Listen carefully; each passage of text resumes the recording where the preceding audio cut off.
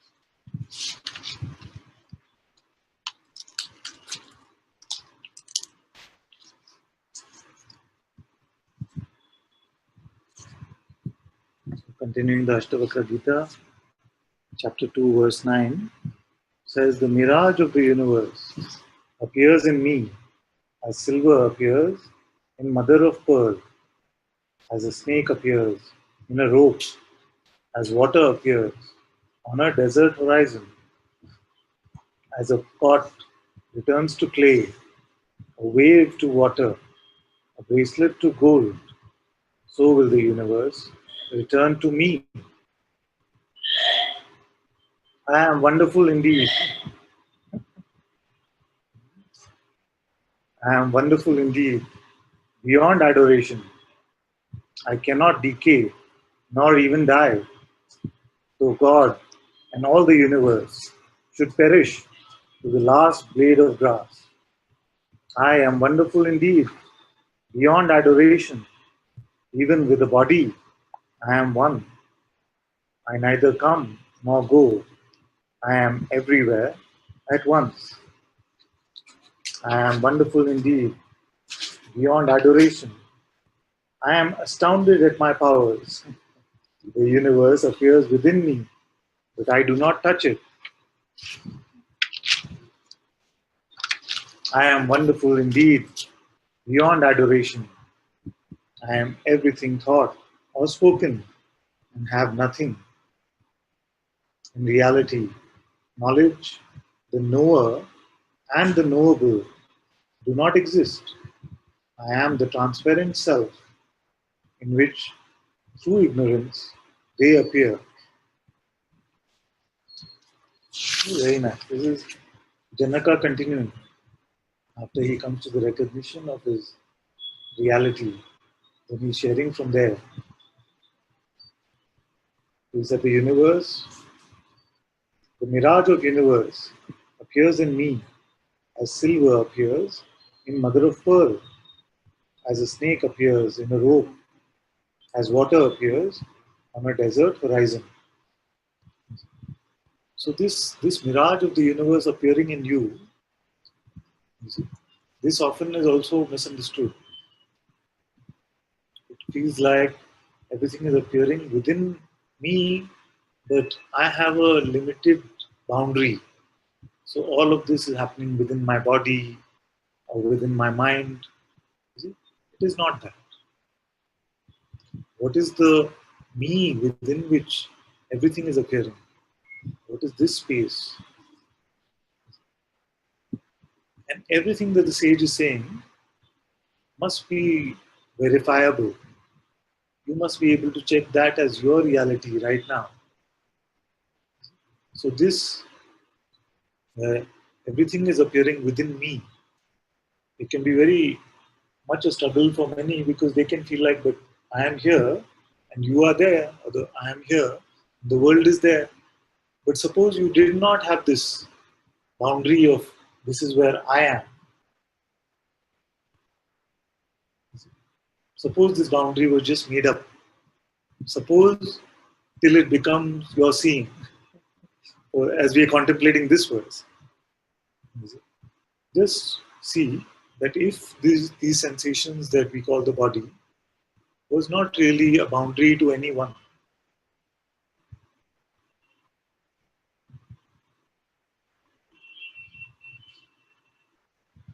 just another set of appearances within the one ocean of consciousness. When does all of this appear anyway? When does the world appear to you? In the waking state, when they wake up. Is it? So then when we wake up, what wakes up? What is it that wakes up? The sense that I exist. I am. I exist. Now I wake up. I am wakes up. This I am is consciousness.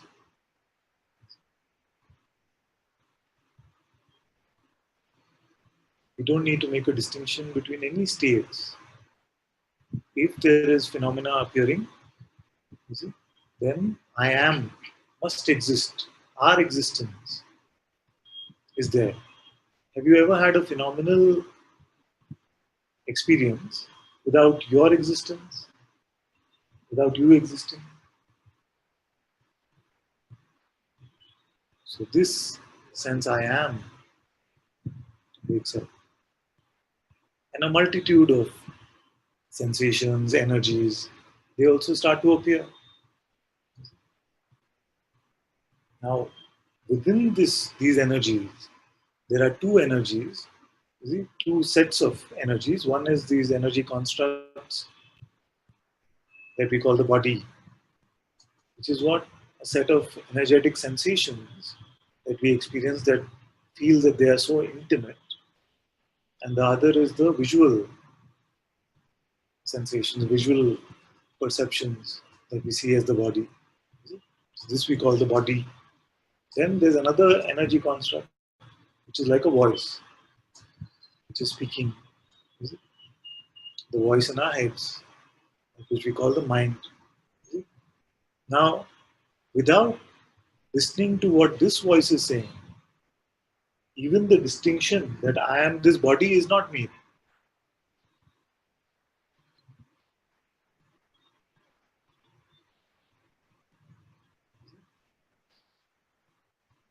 It is just a set of sensations which I experience. There is no distinction between inner and outer.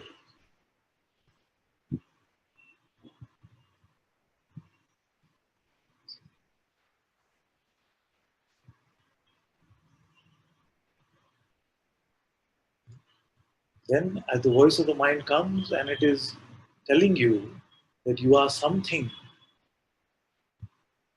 and then what does it define that you are something? You are this body, and I am your voice.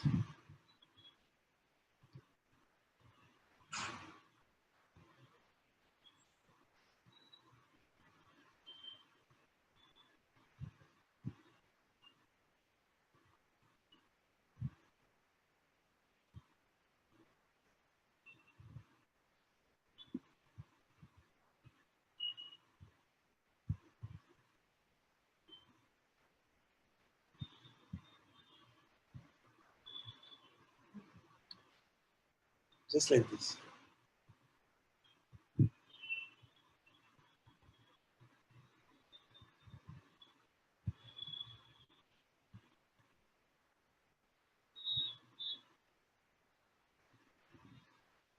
What's happening? Are you able to say? Are you able to say something?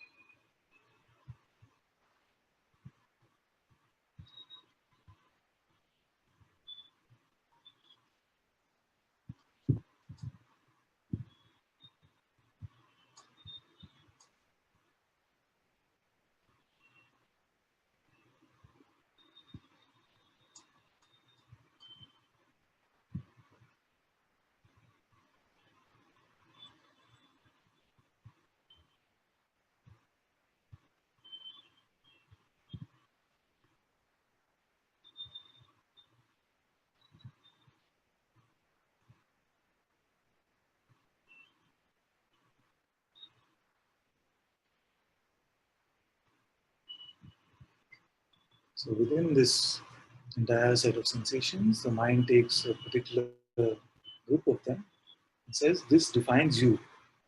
And not just the this voice which seems to come from here, but also everyone around, parents, relatives, everyone is saying that this is your boundary. It's defining that this is you. And then with this conditioning, what happens then is that we are also conditioned to believe that the movement is happening through some volition. Okay, are we going too far? Just take that also into your contemplation as you take it. And you notice for yourself now that how the body is moving. You see, you're blinking, your head might be nodding, your hand might be moving. But we are conditioned to believe that this is something that I am doing. See, individually, you are limited to this. And you are the doer of these movements. Not every movement, limited again. You are the doer of these movements alone. And that's how duality comes.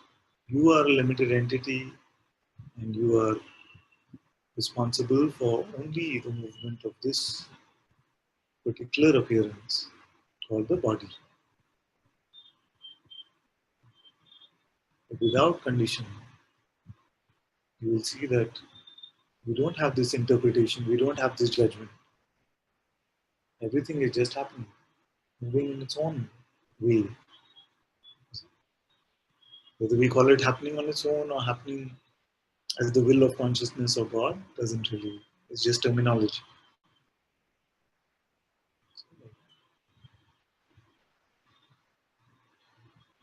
So the mirage of the universe appears in me as silver appears in mother of pearl, as snake appears in a rope, as water appears on a desert horizon.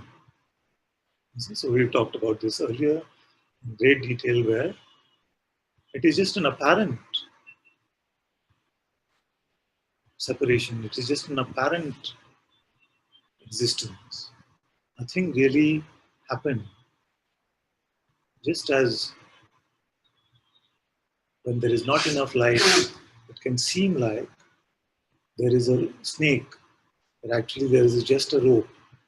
Therefore, it can seem like there is a world, but actually there is just consciousness. This is what the sage is saying. And again, you don't have to stress about these if these insights are not seeming natural to you. Just stay with your inquiry about who you are and let these become apparent to you. Because through conceptualizing and through reasoning, you will not come to this. These at best can point you to your own inner seeing, and then these will become your own reports, your own testimony, just like they became Janaka's report and Janaka's testimony. So he said, as a pot returns to clay, a wave to water, a bracelet to gold, so will the universe return to me. So when does the universe go away? When the sleep state comes. There is no phenomenal experience, phenomenal appearance. And yet, who is sleeping? You are. So therefore, there must be something about you at least, which is not phenomenal alone. Something about you which is beyond phenomena. Now, does that one go away? That which sees that there is nothing in sleep, and there is a world or a universe in waking, does that one change in any way?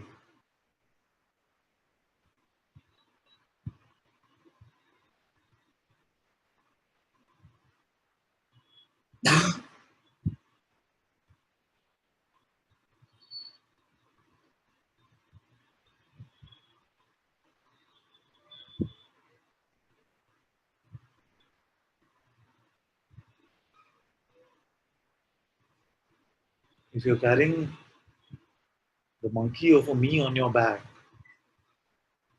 then you cannot pass through these insights. You cannot experience the words as pointings to yourself.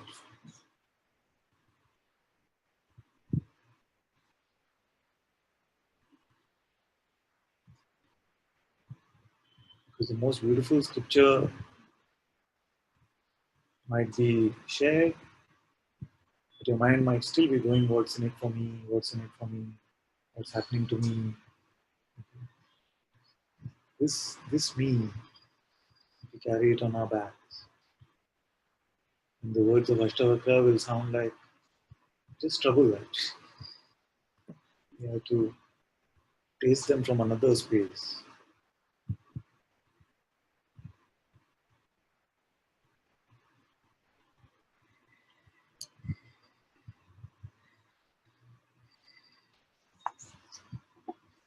These are some of the most beautiful words, and I remember that in the retreat when we shared these, then these became the words that everybody kept repeating even after the retreat for many days. Janaka said, I am wonderful indeed, beyond adoration. I cannot decay, nor even die, not ever die, though God and all the universe should perish to the last blade of grass. Now, who can speak like this? I am wonderful indeed, beyond adoration. See, now this, even in the height of our arrogance, we cannot speak like this. It must be something which is greater than any human arrogance. See? Because we can never say, I am wonderful indeed, beyond adoration. And then later he says, though God and all the universe should perish to the last blade of grass. So if God and the universe perishes, I still remain. So this is the impersonal I that is being spoken about. So wonderful this I is. You are beyond any adoration, beyond any praise. You are that magnificent that nothing phenomenal can really touch your reality. You're so beyond any of this. And Janaka is coming to this recognition for himself. I am wonderful indeed, beyond adoration. Even if, like many teachers have said, especially in our lineage, these things are very popular to say, they might seem too strong for other teachers. Even if the universe burns, with everything in it, I remain untouched. Now, is this some sort of lack of compassion? Is it a lack of love? It is not. It is just speaking from the reality of the self, which remains untouched, no matter what the content of the play is. Once you see yourself to be beyond these states, waking, dream, sleep, turiya, that I is not touched by the content of any of these states. This is your discovery. This is your recognition. The report can be different. You don't have to report, I am wonderful indeed, although I like to hear it very much. This is coming to that something, not the experience. yes. We use the phenomena to express the mind. Now, coming to the end of the world is our daily experience, actually, isn't it? Isn't it? Every day we have this experience that something here tires of this phenomenal play, and then the world vanishes. So the state changes, and it could be that another world appears. Then we can call this a dream state for that waking state, or that a dream state for this waking state. It doesn't really matter. So the fact is that at least this much we can agree on, that the experience of a phenomenal appearance also is ultimately coming and going. You see, it is not a constant. So, what is the definition of reality that we described in the first meeting? We said that which remains unchanging and is direct experience. So, it does not at least conform to that definition of reality. So, without getting into a debate about in sleep state, whether the body is still there and whether a dream is just the brain, but this waking state is different, let's not get into any of that for today, although I enjoy also that sometimes. But for today, not getting into that, at least we can agree that anything phenomenal is coming and going. In fact, the entire phenomenal experience and the substratum of it is also coming and going. There is something called deep sleep, dreamless sleep, in which no phenomenal experience is there. Therefore, if our definition of reality is that it must be something which is unchanging, then it does not apply to that. So let's meet at this point and then see if the phenomenal experience does not conform to this definition of reality. Is there something that does? Is there something that remains unchanging, irrespective of whether there is phenomena or not? Is there something which is here, which was here, irrespective of the state, whether it is waking or not? That which saw what happened when you woke up. Which one is that one? Yes. Welcome. You're welcome to sit anywhere you like, including here. If there is no space, you can come and sit. You can sit next to Saroj. So, what we are saying is that at least this much there must be agreement on that if our definition of reality is that which is unchanging, then this entire phenomenal experience, you see, also cannot be described as reality. So, is there something from our direct experience which we have seen to be unchanging? And we came to this point where we were saying that it saw that something happened and suddenly I am came into existence. That which we call the waking state came after this. First I am. There is never the experience of a world without the existence of this sense of being, existence. But who saw this transition? What is that constant witness which is aware of both sleep state and waking state?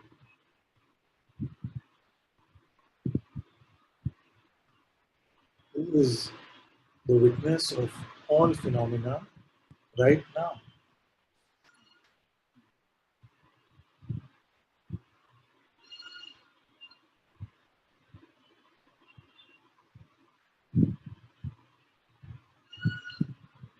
If we're able to rest in this contemplation for some time without picking up any notion of anything at all,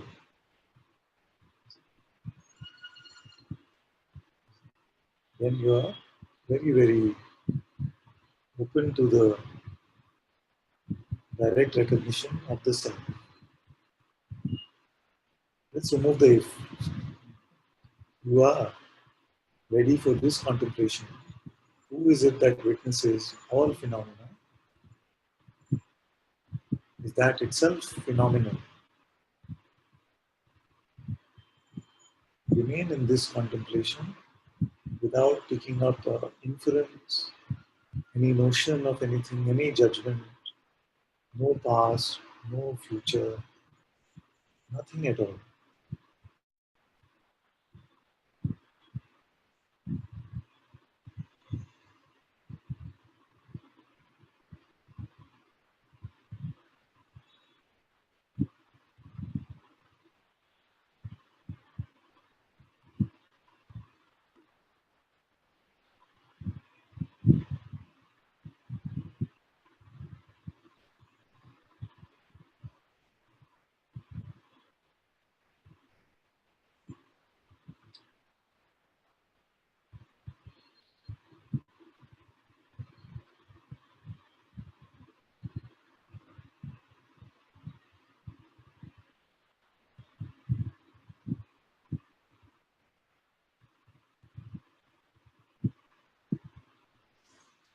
What to do with the mind as it comes, with its interpretations, conclusions, proclamations.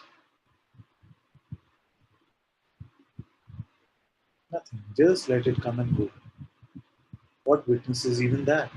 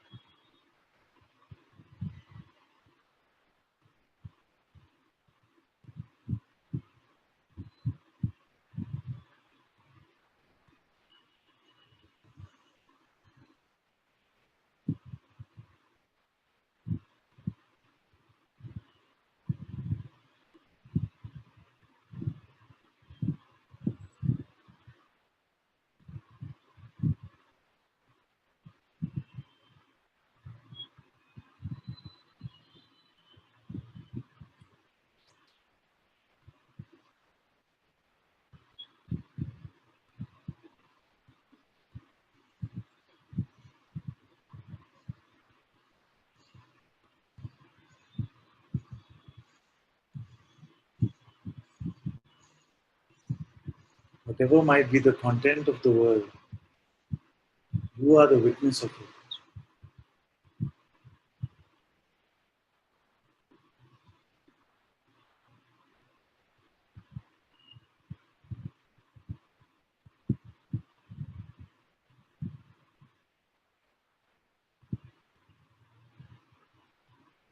What witnesses this witness? Or as my master says, his Pirana question, can the perceiver be perceived?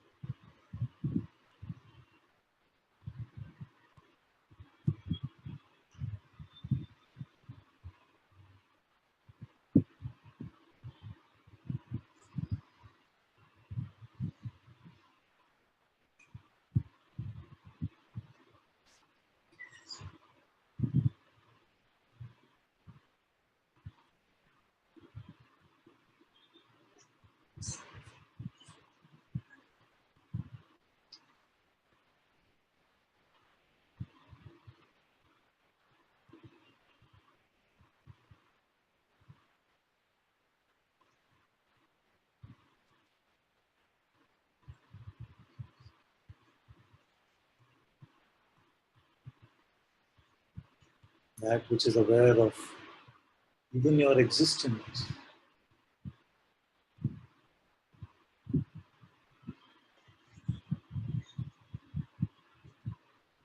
Some are new in Satsang, so I can help them with a few pointers.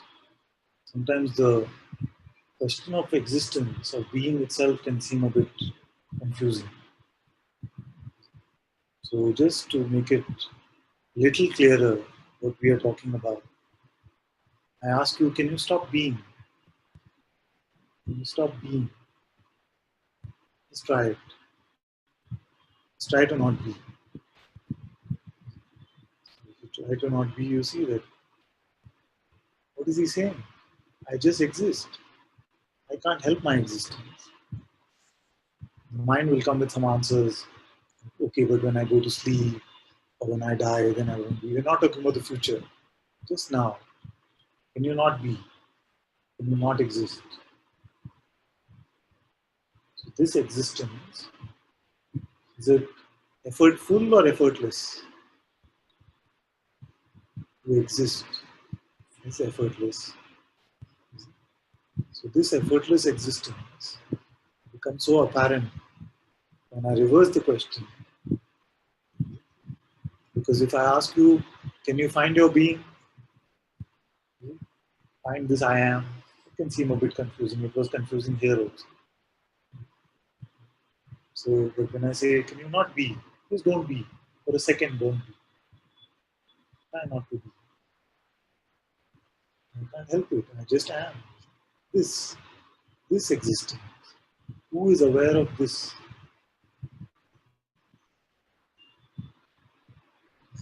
It is undeniable that it is I that is aware. But it is not that, as Ashtavakra said, the small-minded I. Which I is this one that is aware even of existence?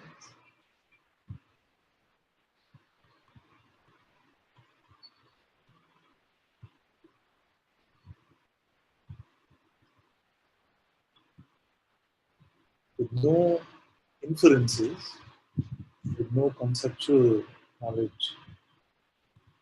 If you were to just look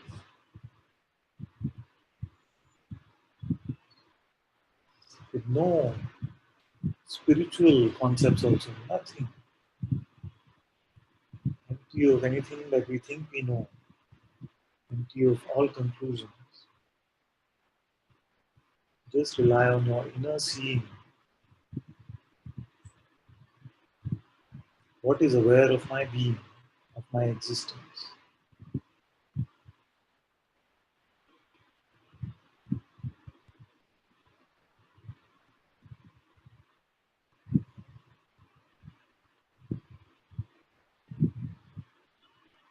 Then these words of Janaka will make complete sense.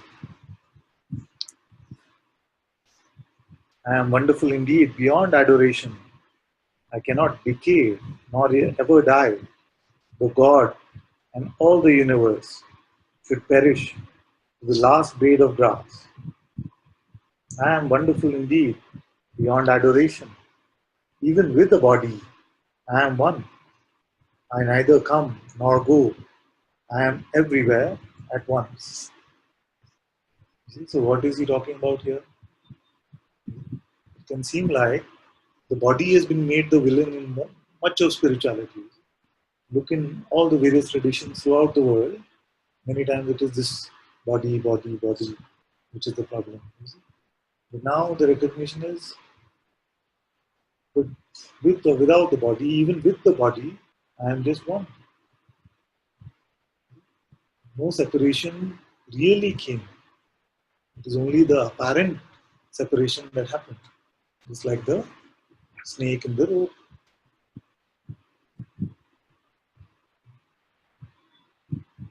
The appearance of a body does not lead to any separation.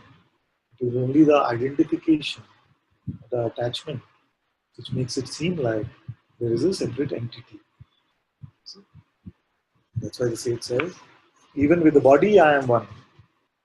I neither come nor go. I am everywhere at once. All these are clues.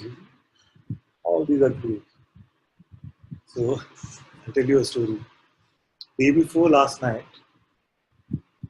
we woke up at 1 a.m. because there was a beeping. My daughter also woke up. She said, "What's happening?" And it was every few seconds there was a beep. And we couldn't figure out. We went to the UPS, we checked all our devices, all our phones. There was a beep that we just couldn't recognize. You can recognize your phones, and it was just a beep. So at 1 a.m., everybody is up looking for this beep sound. And then we were struggling. We went to the room, we came back to the bedroom, we looked everywhere, couldn't find this beep. Then said, okay, let's pay close attention and hear the sound of it where it's coming from. And the strangest thing happened, it seemed to be coming from, like, it was loudest when we were at the doorway. So we couldn't tell whether it is from outside the doorway or inside the room. We stood at the doorway and the sound was the loudest. Then we said, okay, what's going on here? So like this, we just followed the sound with full concentration. Where is it? A little this way. Yes. Then we also discovered that it's happening exactly on 15 seconds. Every 15 seconds that beep is coming. So then we set a timer. So my daughter is very good at it. Very fast on the phone, she set a timer. Next will be at something 48 seconds. So at 47, we became very vigilant to the sound. Just ready for, yes, that way, like that. And then we found that in our cupboard there is a small safe. Right? And that small safe, some button was being pressed by some clothes, and it was beeping as a reaction to that. And it was setting like an alarm every 15 seconds, it was beeping. So what happened is that just this vigilance, where is it? What is being pointed to? Where is the sound taking us? And you just have to let go of everything else and just follow that and come like this. Just like that, when the sage is speaking, we have to just follow what he's saying. Just in that moment. He says very beautifully,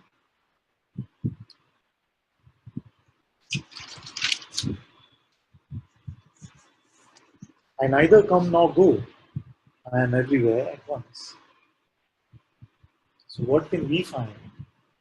The deep is saying, I neither come nor go. What can we find that is like that? It doesn't come or go, which is the one constant.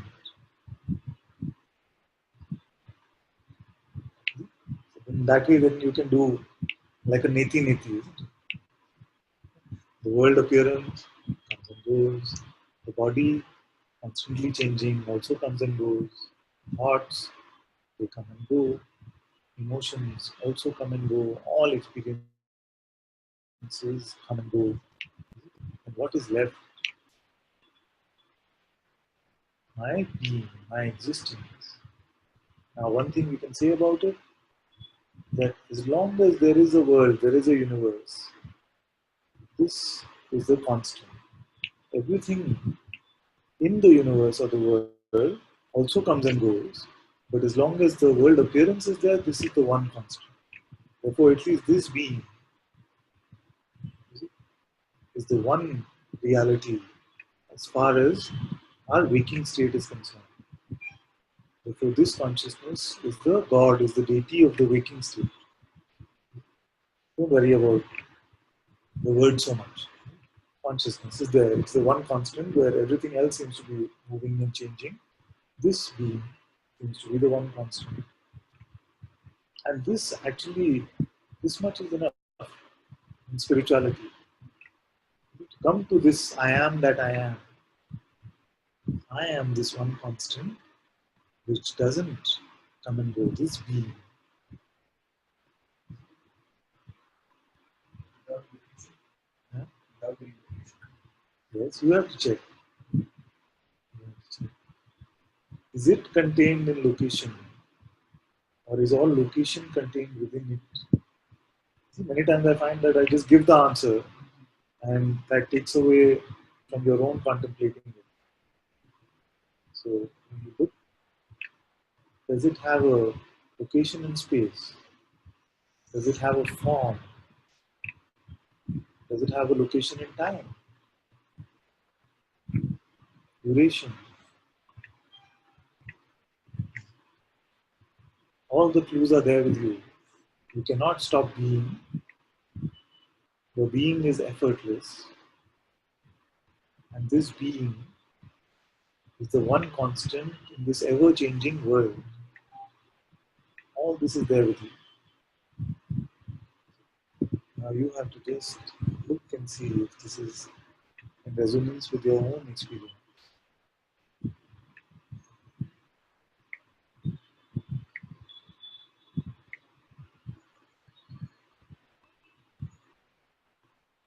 To come to this consciousness, to come to this, which we refer to as God many times,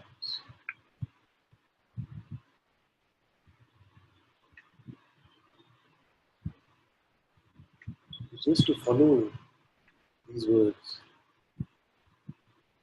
just like we followed that beat. Where is it pointing? In the changing realm. What is it that is unchanging?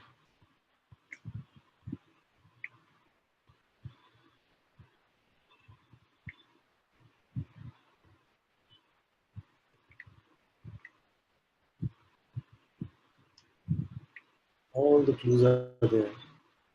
I also told you that you cannot carry the monkey of the me on your back as you go through all of this. Because it will constantly scream in your ear. No, no, not this. Why am I not getting it? Or it's constantly getting distracted by noise or somebody is doing something. It's saying, why does this one have to be like this? Why? This one is constantly poking you in your ear. So just let that one be. Let it come and go. Let, don't let it represent you. You see what is it that is unchanging. Everything else will come and go. The sage said earlier, I cannot decay nor ever die. The God and all the universe should perish to the last blade of grass. So can we go even beyond this?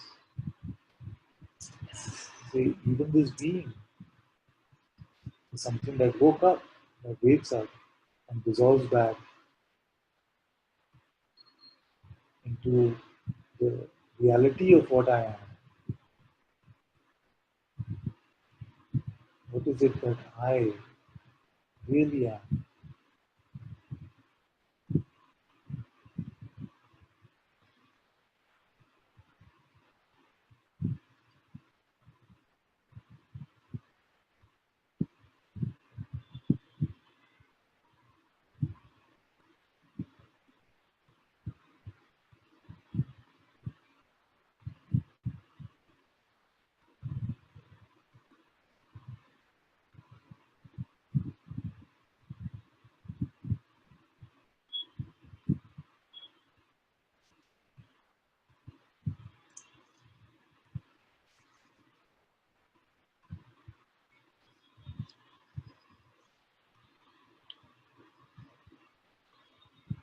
I am wonderful indeed, beyond adoration. I am astounded at my powers. The universe appears within me, but I do not touch it.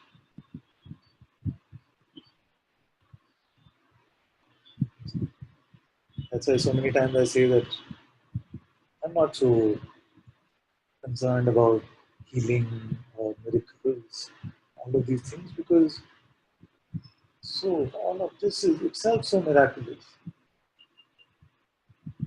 This moment itself is so miraculous. There's a apparently there are bundles of millions of atoms which are all posing as if they're individual entities, and they all collect in this room from various parts of the world that too. You see, and then on the computer, many like that. You see, we all just sit here like this, and we are talking about that which is the unchanging reality. That itself is miraculous enough for me. You see, Now, within this, whether if the coconut was empty, then it became full again. It's no big deal. Anything can appear in this moment. Consciousness is not limited by any idea. So this light of consciousness, which is projecting this play and millions of other plays that we have experienced, in whatever states we call them, how to describe the power of that? That of which Ram and Krishna and Jesus and Buddha and Mahavira all have been just representations and aspects of that.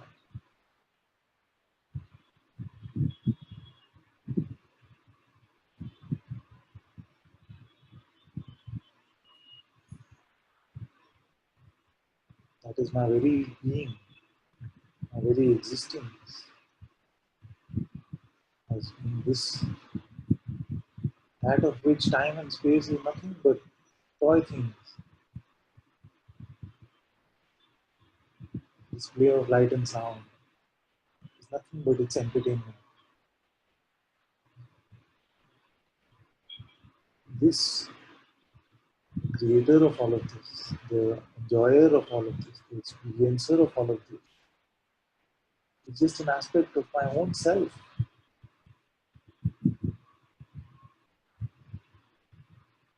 I am wonderful indeed. Allow me to say it for you, if you feel shy sometimes. This is your own voice.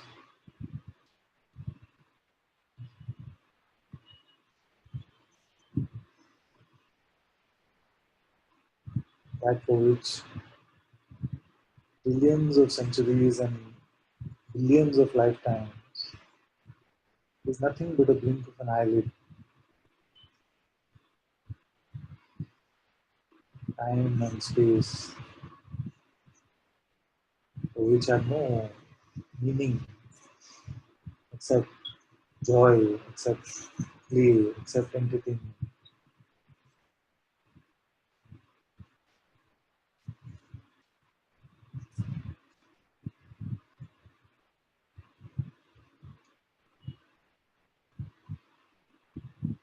That being, that consciousness is an aspect of myself.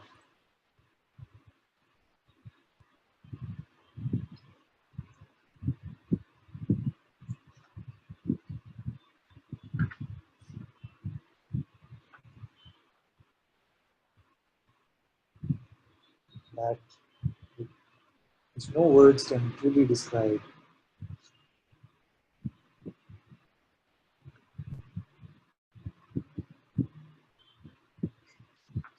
All the opposites appear within it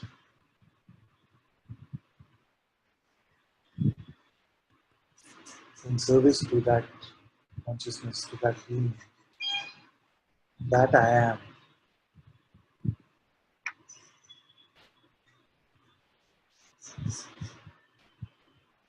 I am wonderful indeed.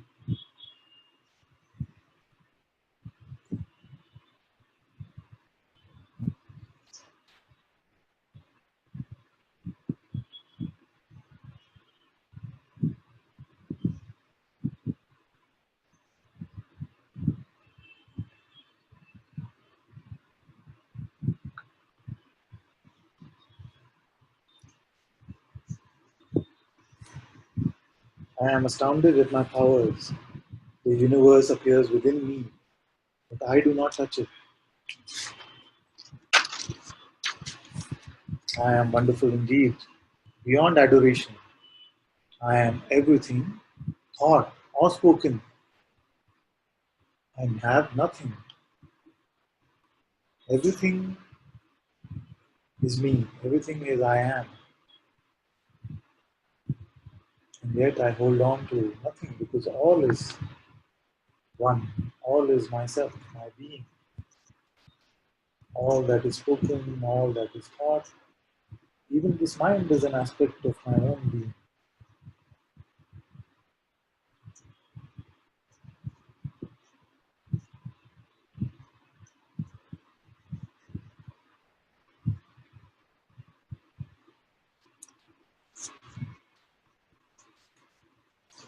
In reality, knowledge, the knower, and the knowable do not exist. I am the transparent self in which, through ignorance, they appear. So, ignorance here means what? It is not like the mental ignorance. Ignorance is another word for Maya. So, my own divine aspect, the divine hypnotizer, the divine illusion itself, this great Maya, which uses the light of my presence and creates this apparent universe as if I could become an object in something.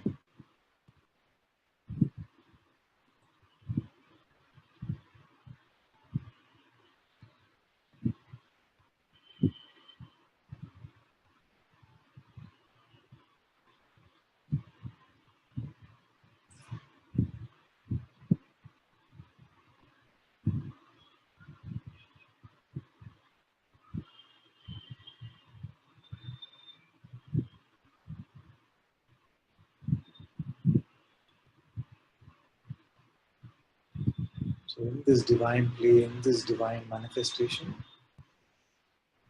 it appears through my own aspect.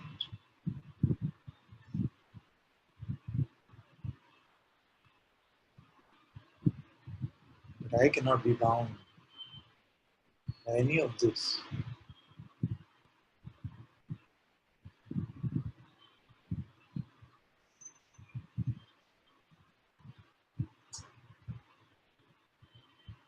I am that timeless, formless, undescribable one.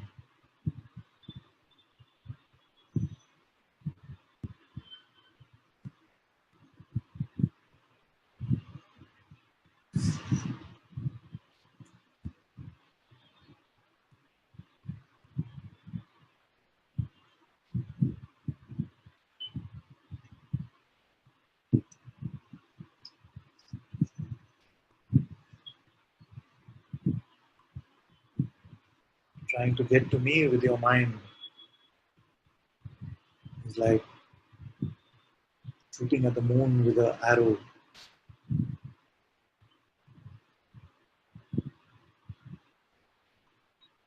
Leave all your devices, leave all your techniques, leave all the ways, and find me, that which witnesses all of this.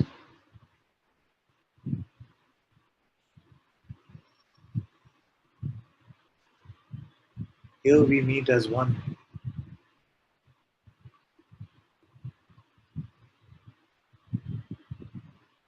and this meeting is beyond sweetness. No phenomena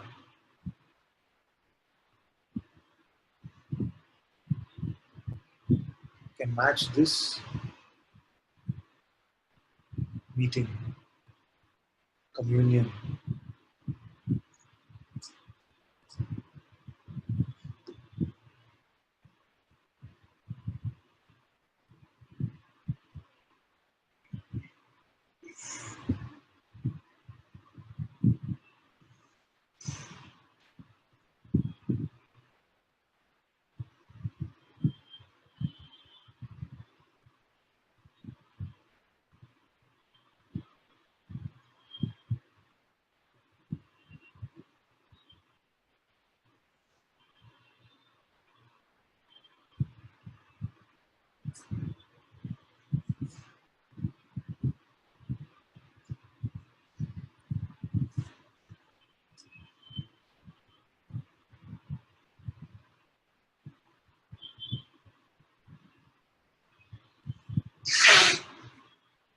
I am wonderful indeed, beyond adoration.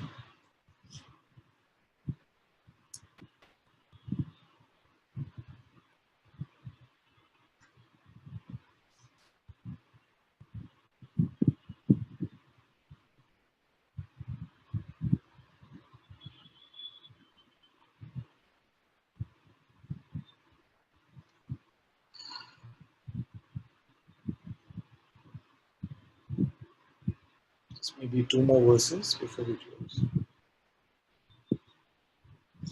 This is beyond perception. Beyond perception.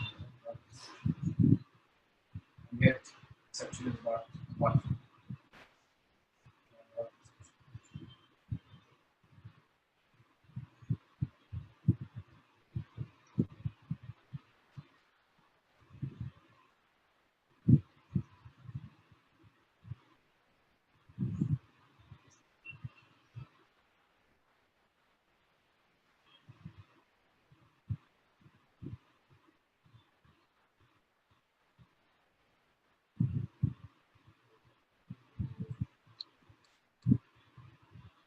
Okay, maybe we will look at this verse enough where it said, in reality, knowledge, the knower, and the knowable do not exist. So, when this apparent play starts, this play of phenomena starts, then all these possibilities that we know something, we talked about it right in the beginning. We said there can be a perceptual knowing, there can be a conceptual knowing, there can be a emotional, sensational knowing. All of this knowing of content appears when this appearance of the waking state, the phenomenal state comes. In reality, all of these arise out of I, the pure knowingness itself, the pure awareness itself. So if this kind of knowledge, the knowledge, the knower and the knowable, we apply to this phenomenal play, then the ultimate truth that we are talking about cannot be obtained through this kind of knowledge. At best, this knowledge can only point us to look beyond this. I am unbounded awareness. Only in imagination do I have limits. Reflecting on this, I abide in the absolute. I am unbounded awareness. Only in imagination do I have limits. Reflecting on this, I abide in the absolute. So we've discussed this enough, we don't need to elaborate. I am neither free nor bound. The illusion of such things has fallen into disbelief. Though I contain creation, it has no substance. Yesterday we were talking about this. Neither free nor bound. The illusion of such things has fallen into disbelief. Like we were saying that the mind knows only positions of the opposites. Either I know something or I don't know. Either I'm the doer, I am not the doer. Either I'm bound or I'm free. You see, these are the opposite concepts that it works with. You see, either I'm worldly or I'm spiritual. Everything works like this. So we can come to this, if we are speaking this with integrity, we can only come to this through our recognition. We cannot come to this mentally. That I am neither the doer nor am I the non-doer. Because I am not that which would have been the doer or the non-doer. I am not that, like Guruji says, the one who starts this search is also at the end eaten up by the search itself. So this seeker does not finish the journey. He is finished by the journey. So the seeker does not become the finder. You will not go from being a seeker into an enlightened person.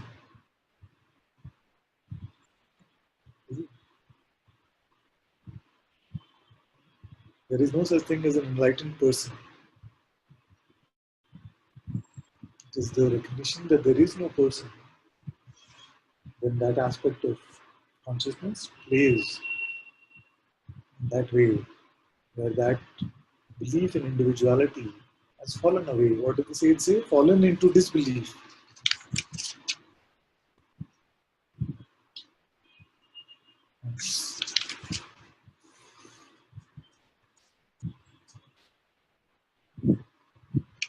Did I make it up?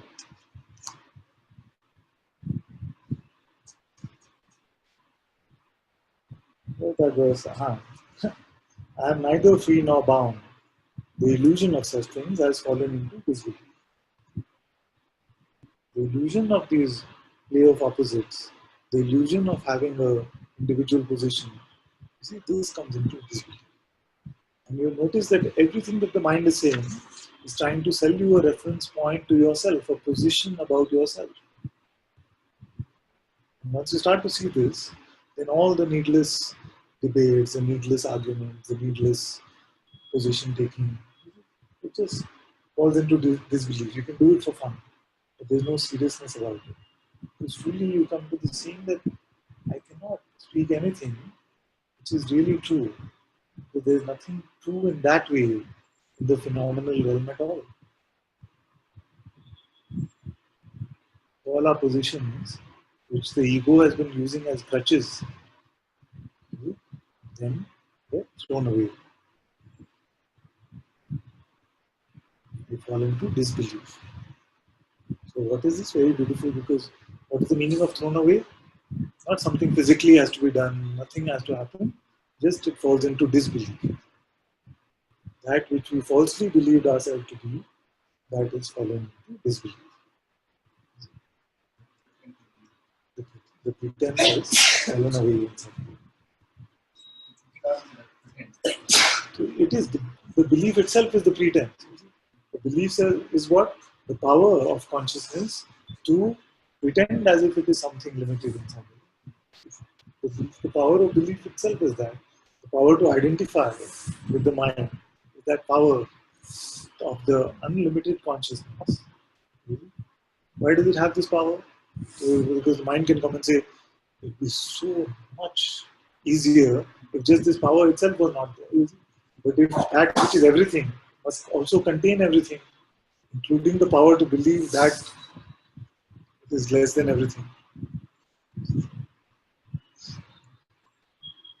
Everything is contained in this phenomenal realm. That is also the answer for when people have questions like, why do bad things happen to good people? Why is there evil in this world? Because this is a representation of everything. It is not the representation of just an aspect of something. That's why every flavor is available here. Every aspect of consciousness is tasted here.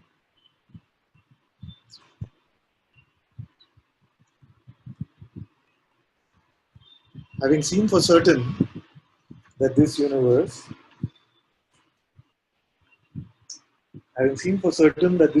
and body is without form or substance, I am revealed as awareness alone. Imagination has no place here. Has no place here only means the same thing what is said earlier. Does not get belief here. That my imagined limitation, my apparent appearance as a limited entity does not apply to the reality which I have discovered through the pointings of Ashtavakra. Janaka is reporting.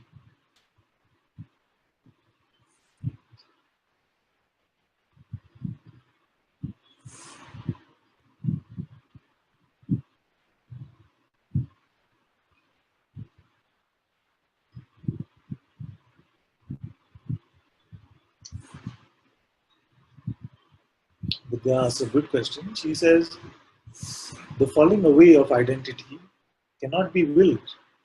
What makes it happen? But first, for this, you have to clarify what you mean by will. See? And what, let me clarify the question further. If there was something like free will, who would it belong to? See? If it belonged to a personal entity, then that would mean that there's actually a personal entity that came into existence. See? Now, if no person has ever come into existence, can it ever have anything including will? See? So that which never doesn't exist It's like saying, okay, does the blue cat in this room, does it want some milk? Does the blue cat in this room want some milk?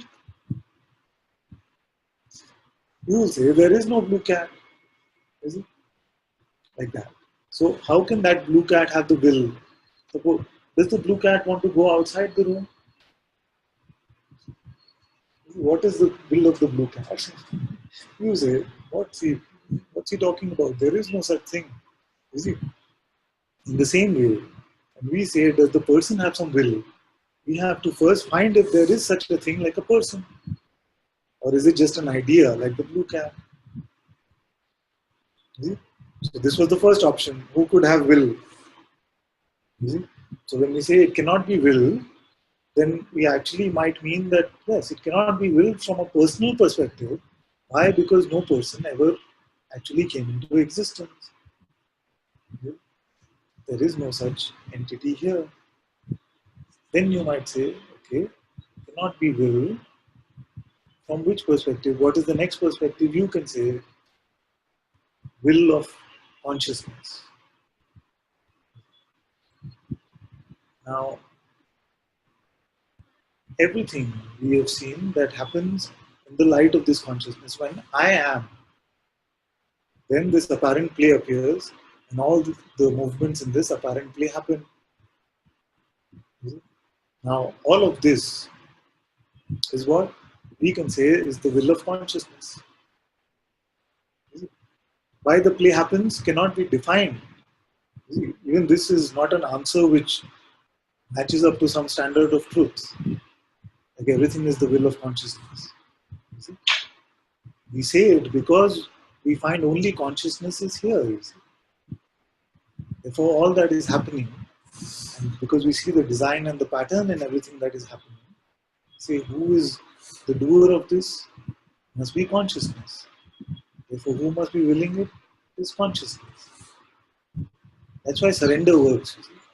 When we say Tvam Karta, Tvam Bhokta,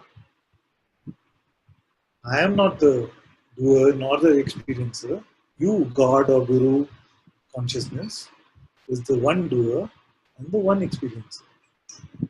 So from that perspective, we can say everything is the will of consciousness. Therefore, even the dropping, the picking up and the dropping both must be just the will of consciousness. That's why Bhagavan said everything is grace. Because nothing, not a blade of grass, moves unless it is the will of consciousness, the play of consciousness. Now there's a third perspective also you can take. You can say that my truest position is the absolute. That which sees that even this consciousness, this being, this existence is just an aspect of myself. But my truer position is that which is aware of even this. I witness my being. I am aware of my being. This I is completely so pure, so unconcerned by even the concept of will.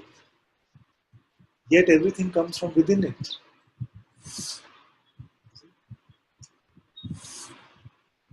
So will does not apply at the personal level and does not apply at the absolute level.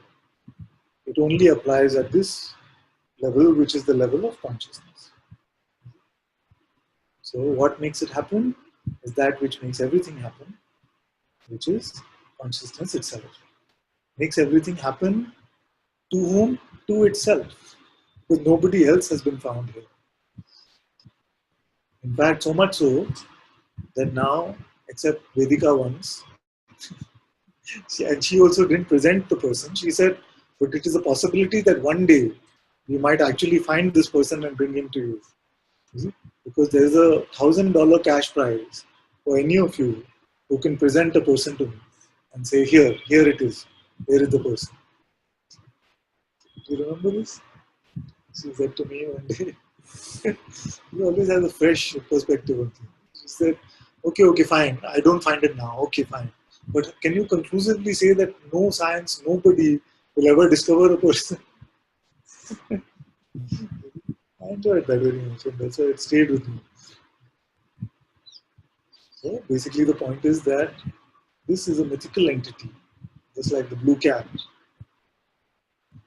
Consciousness has given itself the power to believe itself to be something which is a bundle of concepts with ideas about itself and its limitations and what it wants. This is the way consciousness is playing. When consciousness is done with the play, it doesn't like abrupt endings to movies. Like we don't like abrupt ending to movies. Have you gone for these indie movies sometimes? You go for them and something is just about to happen and they end. That was not satisfying. You see? So when it is coming to the end of the movie, also it is playing it out, it is coming to satsang, it is having insight, it is playing in this way, where it is extracting the juice from this process of, it extracted all the juice of getting deluded. Now it is extracting all the juice from this process of coming out of delusion, including its apparent frustrations, day by day saying, why don't I get it? You see, all of it is the play of this one, because no person has ever really existed. Then Anil says, Namaste Father, when the rubber hits the road, tire bursts. Yes, my dear, what to do? When the rubber hits the road, the tire bursts. What to do?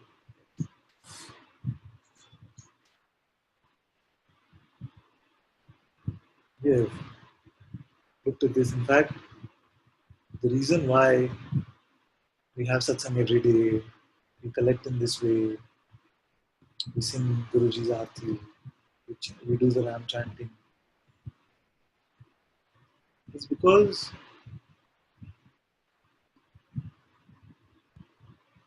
I know that when this rubber is hitting the road, then it can feel like so much suffering can happen.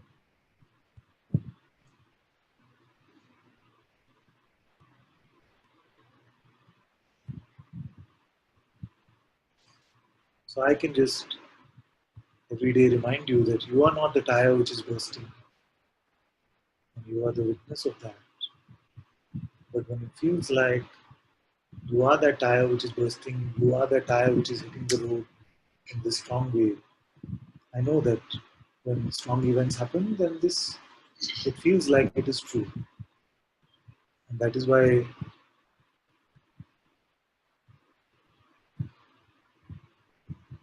having the gift of a master in one's life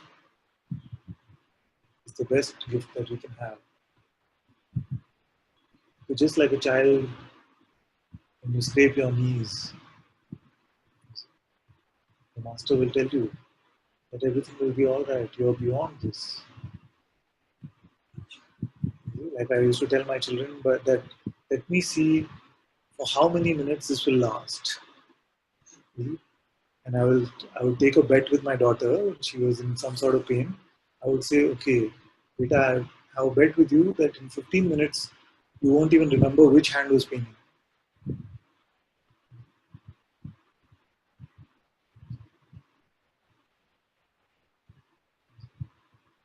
So now this is also a reminder for you to see that rubber is hitting the road, tire seems to be bursting, but this will not last. The Sadguru's presence will last.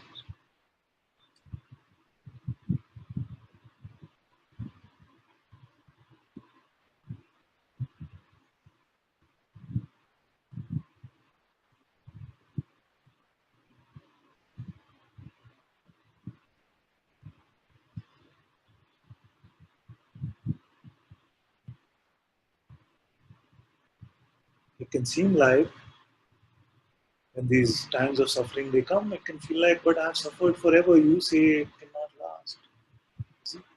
But this is not a true report. Because although moments of suffering they come and go, often also sometimes, the fact is that the contrast has always been tasted. The gift of satsang has been available to you in this life.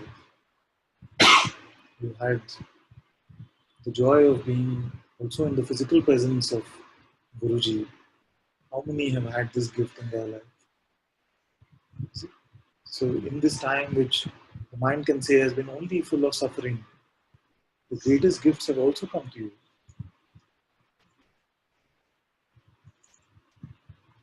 In this realm of contrast, everything is tasted, but it is this kind of suffering which seem to be remembered the most or noticed the most.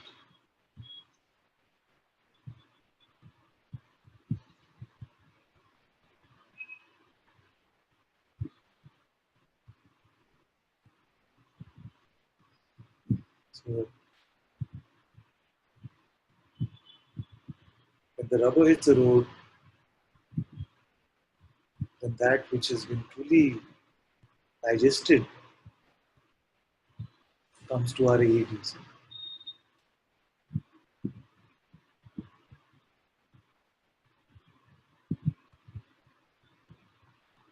That's why my advice to you has always been from the beginning actually that just don't play with any new concepts, don't play with any new contemplations also for you. Because there is only one thing which is the constant in any of our lives, which is the divine presence of the Master.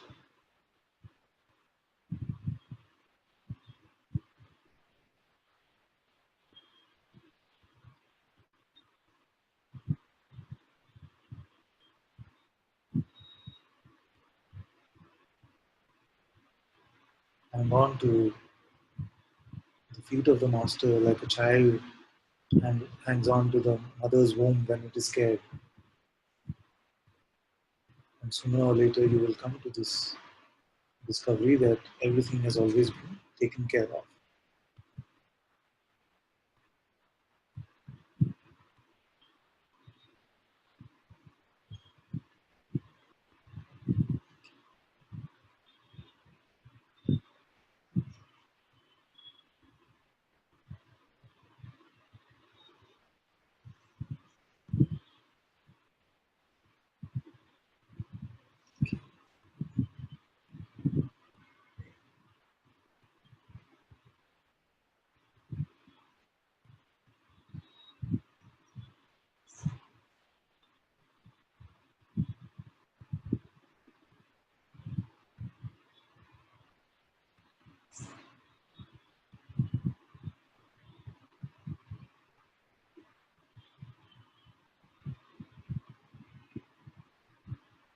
Thank you all so much for being in Satsang today.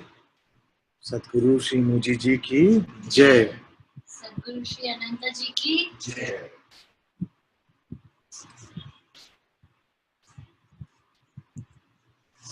Okay, I'm happy to have some chanting today. If you'd like to continue to be here, you're very welcome to be here.